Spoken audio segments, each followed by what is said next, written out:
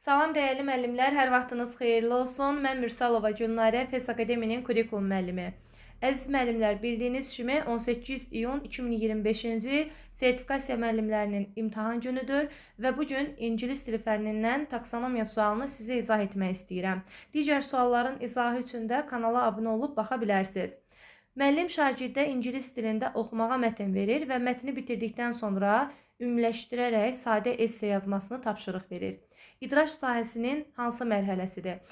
Burada bəzi müəllimlər yanlış olaraq cavabı tətbiq mərhələsi götürüblər. Çünki biz elə bilirik ki, esse harda varsa o tətbiqə uyğun gəlir. Amma məzmundan asılı olaraq esse həm dəyərləndirmək, həm tətbiq, həm anlamaq və s. digər mərhələlərdə verilə bilər.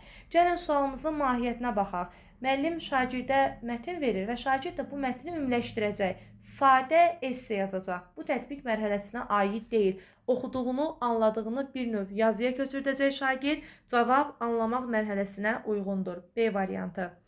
Belə əziz müəllimlər, növbəti suallar üçün kanala abunə olub, bəyənməyi, rəy yazmağı unutmayın. Sağ olun.